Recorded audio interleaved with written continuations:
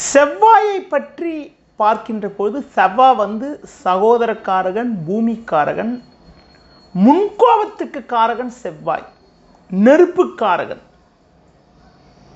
அடுத்து குறிப்பாக வந்து உங்களுக்கு வந்து போலீஸ், இராணுவம், பாதுகாப்பு சம்பந்தப்பட்ட விஷயத்துக்கெல்லாம் செவ்வாய் தான் காரகன் ஆவார்.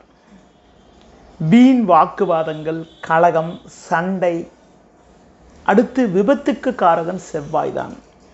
பொதுவாக ஒருத்தருக்கு வந்து ஆப்ரேஷன், அறுவை சிகிச்சை போன்ற விஷயத்திற்கு செவ்வாய் தான் காரகன் ஆவார்.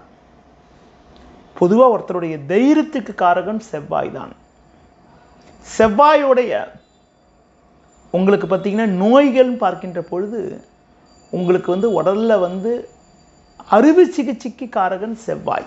அம்மை, கண் பாதிப்பு, குடல் புண், காக்காய் வலிப்பு, உஷ்ண சம்பந்தப்பட்ட உடம்பு பாதிப்புகள், அடுத்து பார்த்திங்கன்னா மற்றவங்கிட்ட வந்து வீண் வாக்குவாதங்கள், சண்டை, வெட்டுக்காயங்கள், அடுத்து குறிப்பாக வந்து ஒரு ஆயுதத்தால் பாதிப்புகள் போன்ற விஷயத்திற்கு செவ்வாய் தான் உங்களுக்கு வந்து காரகத்துவம் வைக்கிறார். பொதுவாக வந்து பெண்களுக்கு வந்து இரத்த காரகன் செவ்வாய் என்பதனால இரத்த ஓட்டத்திற்கு மிக மிக ஒரு முக்கிய கிரகமாக ஆண்களுக்கும் பெண்களுக்கும் இருக்குது.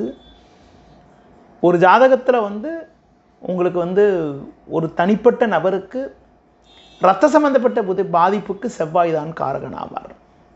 பெண்களுக்கு வந்து மாதவிடாய் கோளாறு, கருமுட்டை சம்பந்தப்பட்ட விஷயத்திற்கு செவ்வாய் தான் வந்து மிக மிக ஒரு முக்கிய காரத்துவம் வைக்கக்கூடிய கிரகமாகும்.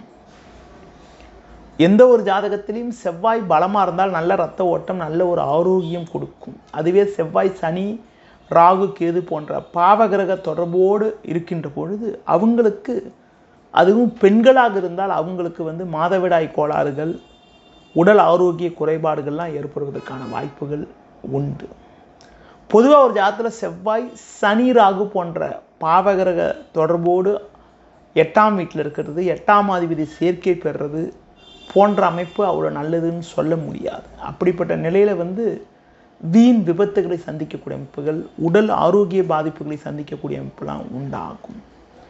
பொதுவாக ஒரு ஜாதகத்தில் செவ்வாய் வந்து பூமிக்காரகன் என்பதனால எந்த ஒரு ஜாதகத்தில் செவ்வாய் உங்களுக்கு வந்து நல்ல ஆட்சி உச்சம் பெற்றிருக்கோ, நல்ல ஒரு கிரகம் சுபகிரக தொடர்போடு இருக்குதோ அவங்களுக்கு வந்து பூமி மனை மூலமாக நல்ல சிறப்புகள், பூமி மனை மூலமாக நல்ல ஒரு வளமான பலன்கள், நல்ல ஒரு அதிர்ஷ்டங்கள்லாம் அடையக்கூடிய ஒரு வாய்ப்புகள்லாம் பொதுவாக உண்டாகும்.